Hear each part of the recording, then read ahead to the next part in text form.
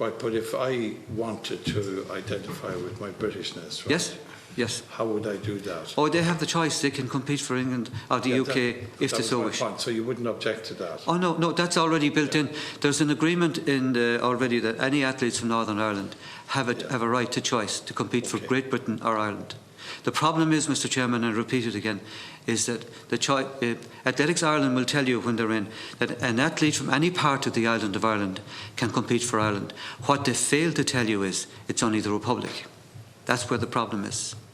And we want it for the whole island. Now, when we go to the Olympic Games, which is a very interesting thing, Senator, when we go to the Olympic Games, everything goes as All Ireland. Our athletes, and when I say athletes, that's the general term, but specifically the runners, track and field people.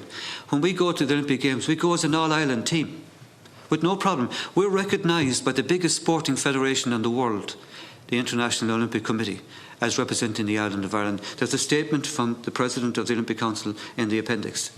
So can somebody tell me if it's good enough for us to go as an all-Ireland team to the biggest sporting festival in the world and the IAAF won't allow us to represent the island of Ireland, that we have to be restricted to 26 counties? It doesn't make sense. But the big problem is people have tried over a long number of years to address this issue. But all we hear all the time is, look, don't raise this issue. The cooperation between North and South is excellent. Do you want to be responsible for breaking that down? And then everybody goes into a separate corner and is never spoken about again for 10 or 15 years. So we thank you for the opportunity today of highlighting this, because this is what it is going to do. We know for a fact there is a large percentage of our population that want this. And for some reason or other, there's a very small percentage that are opposed to it. Now, I don't know why anyone would oppose to this, because our proposal is respecting all traditions. Am I right in thinking that this is sometimes, and I've mentioned it, an issue? You know, you have two clubs, let's say rural clubs in GA, let's say, and you have a chairman and you have a secretary at each club and you have players in each club. And for the betterment, the two clubs really should come together. But the GA don't mind this. But the issue is the chairman feels that he may lose his of one club, that he can only be one chairman and even players. And I think that's what it comes down to. That you have big fish in small ponds, and what you're trying to do is get an all-island structure, which is very, very welcome. But you'll also have resistance from within that structure. And am I right in saying that's probably... Yes, Senator. And the situation in 1999, the then Minister for Sport made it very clear that the government weren't going to fund, they were going to fund one athletic body.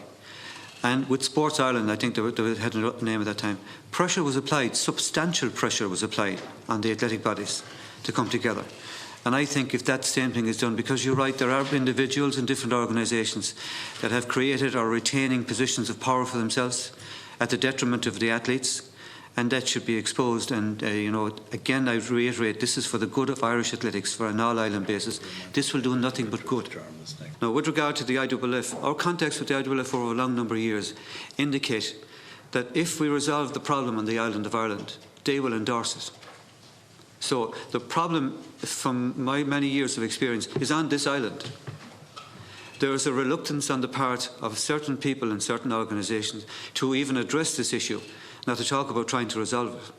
So they need a push. And they need a push from the paymaster, who's the Irish government. Athletics Ireland are getting substantial money from the Irish taxpayer, which is great, and I hope to get more, because we're all athletic people. But this is the situation. So this is where we're endeavouring to resolve this issue for quite a number of years.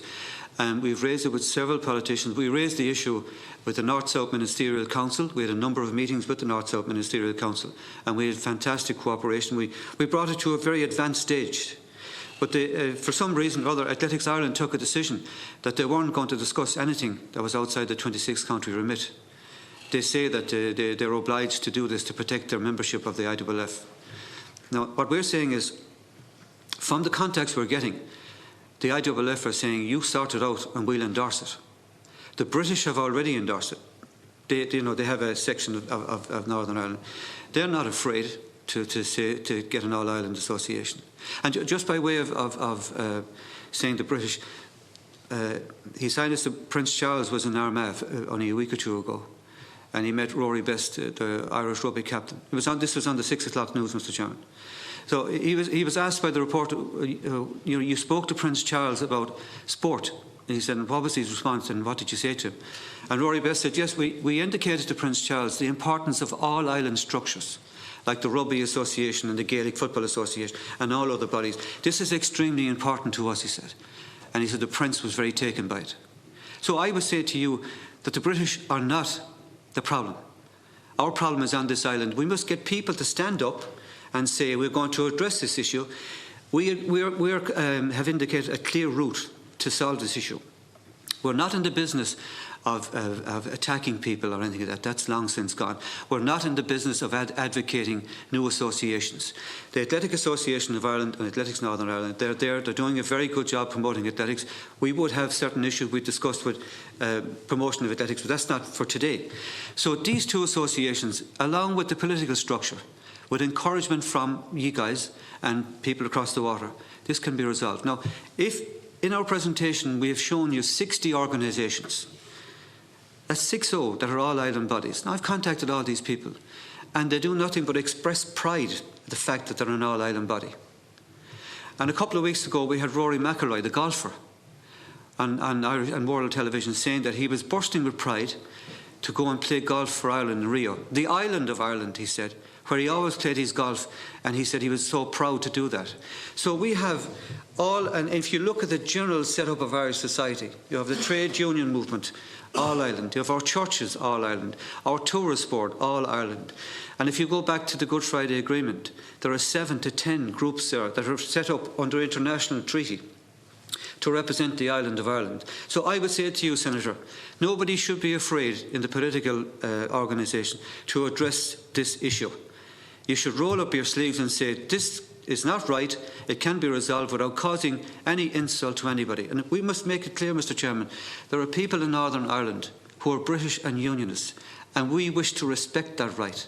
They want to compete for Team GB, and we respect that right, and we say that. But it's a two-way street here. We would like them to respect our right to compete for the island of Ireland. You know, we're not causing offence to anybody, or we don't want to cause offence to anybody.